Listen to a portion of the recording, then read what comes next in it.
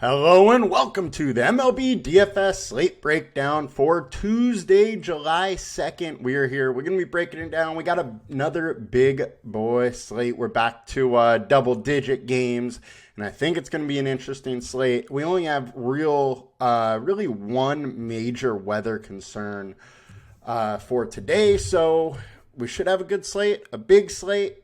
Let's get into it, but before we do, come join us at LineStar. $39.99 per month gets you access to everything we do, all the props, all the DFS, all the tools. You get it all one low price. And if you've never tried us out, go to the app stores, the iOS or the Android app store, and you can get a free 7-day trial. It's a great way to try us out for free.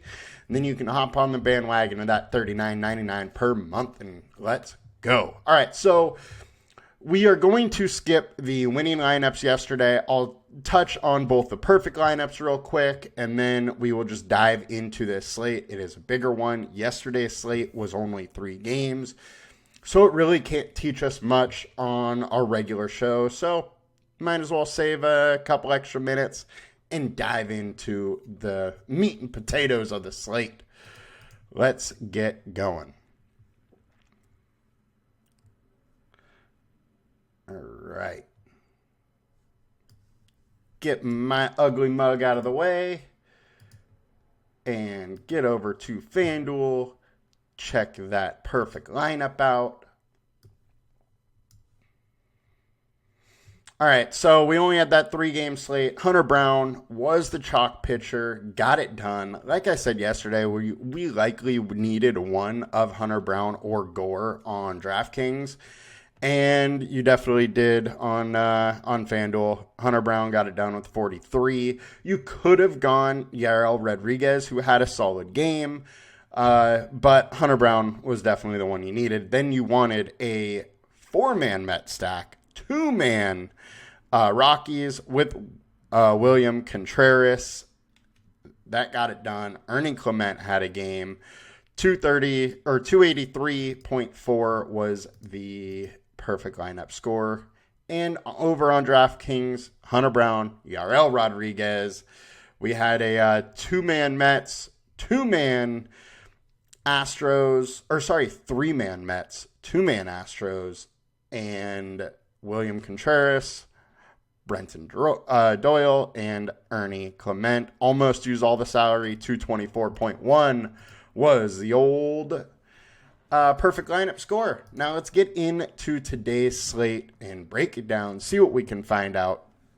So first of all, we got Grayson Rodriguez coming in as the highest owned pitcher at 21%, and he's in a 3.5 star alert score. We got him at 2.1x, definitely one of the higher ones on this slate, and I think he probably should be. He's been pitching great. He's in good form. 3.38 FIP over his last 20, 3.96 over his last 5, and those last 5 have been against Cleveland, Houston, Philadelphia, Tampa Bay, Toronto, all pretty decent offenses. So I think he's in a decent spot here. His salary is a little lower than it's been. And Seattle strikes out a ton versus righties. 28% strikeout rate versus righties. They got a low WOBA. That ISO is up there. One of the things we always worry about them. They hit the ball hard. However, they strike out a lot. So if those home runs that happen are solo shots, G-Rod is in a great spot. And I think he's been in good form. He definitely has some upside. The only issue for me is that he only has one game where he reached 30. Everything else has been 24 or under, and at 9.4K, it's getting a little pricey for that kind of upside. Now, this is 100% a spot where that upside is there. He did face Seattle earlier in the season, went 6 innings, had 7 Ks on 82 pitches. Right now, they're allowing him to get up to 100 pitches, so there's a little more upside now than there was earlier in the season, and I think 30s is possible in this matchup, but we've only seen it once before, and that is the one issue I have is on this big game slate, or a big team slate, big games, we are going to need some upside, and G-Rod hasn't shown us a ton. So I like him. That's my one hesitation. Outside of that one hesitation, I love the spot for him, and I'm going to play him. Lou Gill, he came crashing back to reality. His FIP over the last 20 is up to 4. His FIP over the last 5 is 5.45. This guy was absolutely unhittable for a while, and now he's back to the guy we thought he was. Now, he's still very good. A FIP of 4 is solid with a 28% K rate. But lately, that K rate has absolutely plummeted, and that FIP has skyrocketed. So, what has been happening is because his K rate has plummeted, he hasn't been missing those bats, and the huge walk rate that he has, 5.2 per 9 over the last 20, 5.6 per 9 over the last 5, has just crushed him. When you're letting that many guys on base, it's only a matter of time till you get crushed. There are very, very, very few pitchers in the MLB that can allow that many guys on base and not get touched up from time to time. And he's been getting touched up versus the better offenses. Baltimore got him. Mets got him. Boston, he didn't do great but he only went 5 innings. Dodgers got him a little bit as well with 3 runs and 5.2. So, do I love Lou Gill in this spot? Absolutely not. However, if his ownership drops, he does become interesting to me. Where his ownership is now, being the second highest, I'm not really too intrigued, especially when we have him at 1.6x. The projection's just not really showing. Now, the consensus projection is absolutely going to be playing him, but I would rather just go G-Rod than Lou Gill based with that consensus. Now, we got Mitch Spence, 6.6K, 1.5x, 2.5 alert score, 17% owned versus these Angels, who have been hitting a little bit better recently over the last 20 games. Versus righties, 262 average, 182 ISO, almost a 340 WOBA. They've been hitting the ball pretty well. I don't love this spot for Spence, especially if he's higher owned. One thing I do got to point out, though, that FIP is way lower than the ERA, so he's probably been pitching better than, it is really showing on the box scores. Now, I do got to bring your attention to the fact that he has allowed 10 barrel balls. That is a lot of barrel balls over the last month. It is top 5% allowed or bottom 5% allowed, and I really don't like this spot for Mick Spence, especially at his ownership. And at that ownership, I'm kind of just crossing him out. I don't really care for him all that much. Next, we got Dylan Cease versus the Rangers. So Rangers haven't been good versus righties, and that is the one thing I really, really got to show. And you add in the fact that Dylan Cease has a huge ceiling and going a little under-owned, and he starts to look a little interesting. I mean, would you rather Dylan Cease at, 500 more than Lou Gill with a way bigger ceiling, or 1,000 more than, say, G-Rod? But once again, G-Rod has got 30 once. He's got it 1, 2, 3, 4 times, and he's got upper 30s and a 40 in there. So I think Dylan Cease is incredibly interesting at 2K in a spot where the Rangers haven't been good versus righties. I would guess Corey Seager is still out of the lineup, which just hurts them big time with all their other injuries. Look, opponent team splits. They're only hitting 216 off righties. Very low WOBA, very low ISO. The BVP data is not great for them. Combined K rate at 26%. I'm a little intrigued on Cease when people may not go there. And I know people are going to be a little apprehensive about him because he's been chalk like this last month and hasn't really got it done except for versus Washington. So I don't think his ownership is going to be too high, and I'm definitely intrigued with that type of upside. Next, we got George Kirby. Look, Kirby is night and day, home and away. He's averaging 50% more fantasy points at home. We're at home. However, this Baltimore lineup has been crushing righties lately. Over the last 20 games versus righties, 294 average, 260 ISO, 386 WOBA, it is about as tough of a spot as you get for Kirby. But he's home, and he pitches way better at home. And this is a guy with a 2.36 FIP over his last 5 starts, 3.10 over his last 20. I don't love the spot for Baltimore, but I don't like the spot for Kirby. So we're in a pretty tough spot to determine what we want to do with this game. Personally, I don't want to take Kirby. However, at 8.7K, upside is there. So I'm going to have a little bit. Do I like it? No.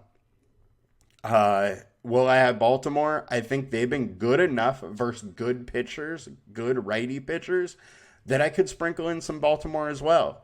But Kirby is solid. That K rate goes up at home, and he's just a better pitcher overall at home. So definitely a bit intriguing. Next, Jose Soriano. I think Soriano is probably going to be a little bit higher owned than what we're seeing here.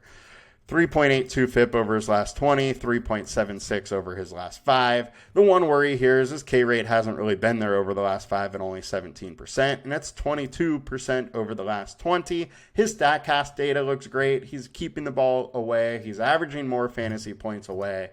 Very pitcher-friendly park. I can absolutely see why you want to sprinkle in some Soriano. I think he's a fine play. He should probably get the ownership boost that Mitch Spence is getting. He's a little more expensive, or he's a decent amount more expensive than Spence, but he is a better low-priced option, in my opinion, than Spence is. Definitely could sprinkle in some Soriano. Tariq Skubal, going low-owned Skubal, extremely interesting. It's another guy who's around 30s all the time and, 1K more expensive than G-Rod or Lou Gill. Very interested in Skubal. However, it is a tough matchup. Minnesota raking versus lefties. 170 ISO, 350 WOBA. Then you go to the team splits over the last 20 games versus lefties. 381 average, 252 ISO, 447 WOBA. Now it is only 158 plate attempts, so it's only a couple games, but they have crushed lefties in the short term. We do have to consider some injury risk here a little bit, as I don't know what the deal is with Carlos Correa, who got hit in his hand, I think last game he played. Could be wrong on that, but I'm pretty sure it was the last game. He's been very hot. If he's not in the lineup, it definitely hurts them. But I think you got to be a bit intrigued with Skubal. I mean, he's been amazing. 2.4 FIP over his last 20 starts with a 32% K rate is legit. He's been a little bit worse recently, but Philadelphia, Braves, Houston, Milwaukee, Texas. So all pretty solid offenses and hasn't really got hit too hard. So I'm definitely intrigued. I do think this 19.7% K rate is a little low for this spot. I think it would be higher. It's just taking these, short-term K rates. 14% over the last 20 games for Minnesota, 25% over the last 5 games for Skubal. Just makes it look a little worse on paper than I think it really is. So I'm definitely intrigued by Skubal. 1.9x, going low owned. He's intriguing. Not a great spot, though. Next, Ronaldo Lopez. I think you absolutely have to love this spot for Lopez. 2.71 FIP over his last 20 starts, which is really just, this season, maybe going back a little bit to like 2022, the last time he was a starter. But he's been studly, and over the last 5 games, he's a 30% K rate, 2.65 FIP. StatCast data is not great. There's a ton of fly balls and 33% hard contact, but at least we got the wind coming in today, so that is going to negate a little bit of that fly balls, make it a little harder to hit a home run off him. And all in all, I think he's in a great spot, and I just can't fade this guy right now. I mean, he's been great. They're allowing him right around 90 pitches, 26% K rate, going unowned. And a lot of our, stud pitchers are in tough spots. And Lopez, 9.6K, very some more price to Gil and G-Rod, and probably a little bit better of a spot. G-Rod's spot is fine, but Giants offense has not been good. 229 average, 300 WOBA, 150 ISO. I will totally try to pick on the Giants a little bit. So I don't mind some Lopez whatsoever. We got Simon Woods Richardson. He's fine if you want a salary saver. We have him at 2.1x. He has some ceiling. He showed us some decent games. Do I love the spot? No, but it's a game total of 7.5, and Detroit's not that good, and they strike out at 24%. His home games, he's averaging 16 fantasy points. He's a little bit better at home, not really much, but 7.2K with 23% combined K rate is enough for me to absolutely consider him in this spot. And once again, I would rather him at low ownership than Mitch Spence. Hayden Birdsong had a tough debut, and now he's against the Braves, which is also tough. The one thing is that they haven't been good versus righties. Over the last 20 games, 213 average, 290 WOBA, 154 ISO. So they've hit the ball hard, but just not really getting on base much. So I don't love the spot for the Braves, but I don't love it for Birdsong either, because we know the Braves can be dangerous and have somewhat started to hit as of late. Bobby Miller, he has had a rough go since he's been up, but he does average more fantasy points at home. The Arizona offense, though, has been starting to hit. 268 average, 163 ISO, 347 WOBA. Don't love Bobby Miller in this spot, but I do know there's a ceiling with him. He has got it done in the past, and he's only 8K. I don't mind sprinkling a little bit of him, but I don't really love it. Berrios versus Astros. He's better at home.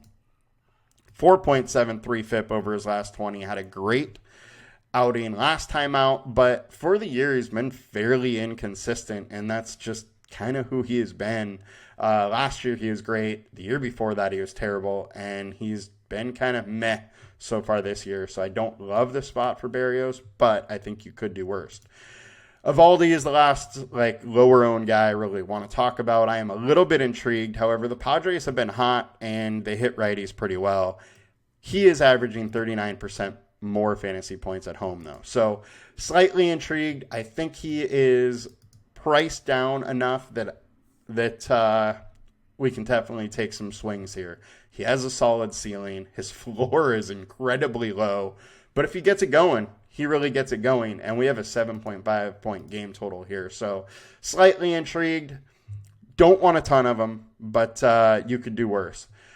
This KC and Tampa game is the biggest weather concern on the slate. I'm not going pitchers on this slate at this point. Maybe things change, but if they manage to get this full game in, hitters are very interesting. The wind is blowing out pretty hard. It's warm. So I think bats on both sides are interesting. I think too much weather concern for me to go pitcher. At this point, will it change throughout the day? Maybe. So definitely pay attention. Let's get over to FanDuel. I'm talking a lot. Good thing we cut out some ownership here, or some yesterday lineups. All right, so FanDuel high-owned pitchers. We got Lou Gil at 24%. I don't think he should be highest owned pitcher. Is the spot okay? Yeah, Cincinnati strikes out a lot. Can they get it done? Absolutely. And Lou Gil has been decent about keeping runners from stealing, but Cincinnati will steal a lot. So I think they can definitely get it done. The other thing is they hit the ball hard, and he's allowing 37% hard contact. Only thing, the wind's blowing in a little bit, so that the fly ball issue is not super concerning. Do I like Lou Gil in the spot? He's okay, a little interesting, don't love it. Dylan Cease, 20%. I'm fine with that. Next, Jose Soriano. Soriano, I think, may end up being the highest owned pitcher on FanDuel. And I think he's in an okay spot. I don't mind getting some of him at 8.2K. I don't really want a ton. I just don't know if the upside is there when we have, 5 guys that have huge upside. My guess is one of them gets there. G-Rod, I think he's in an absolute great spot and don't mind using him, especially at a little lower ownership than on DraftKings. My one worry is that he only has one game at 50. So I think he has an extremely high floor. But the ceiling worries me a little bit, and that's the one reason I wouldn't be pounding him into my lineups. Next, George Kirby. We talked about this. Tough spot, but Kirby's at home, and he's a stud.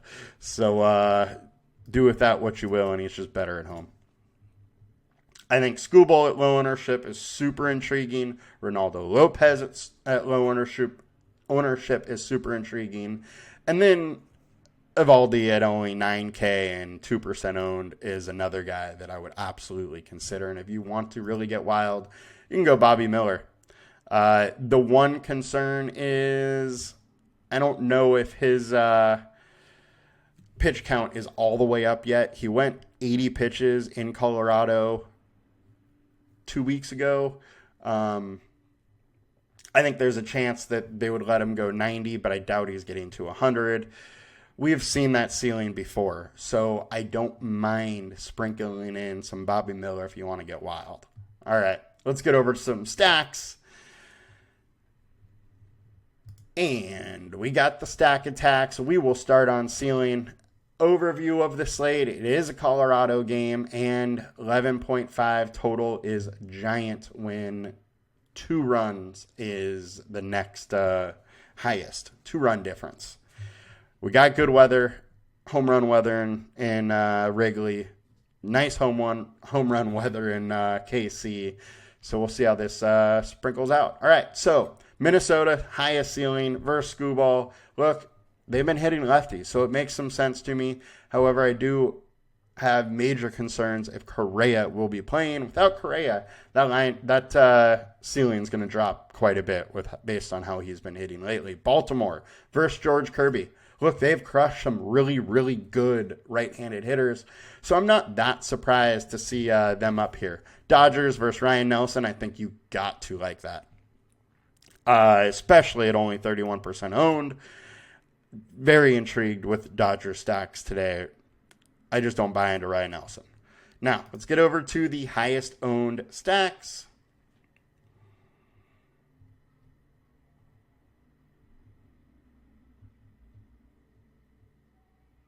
And we got Milwaukee versus Ryan Feltner. It's a Colorado game. No surprise there. And Feltner has been okay. Not great.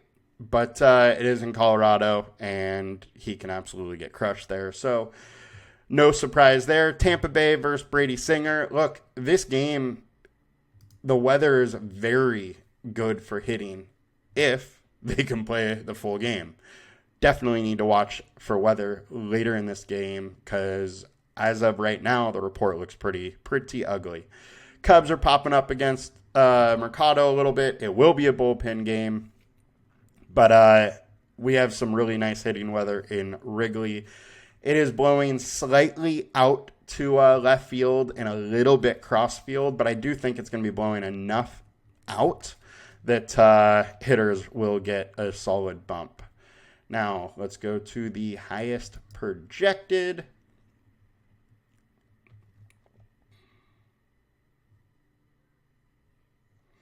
And our highest projected stacks of the day is going to be Milwaukee. Although it very, very well should be Colorado as well. Did I not click it? I'm going to click it and then it's going to go over.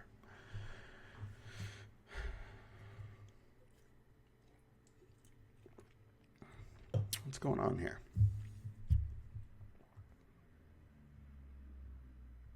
All right, so highest projected is Milwaukee, as I assumed.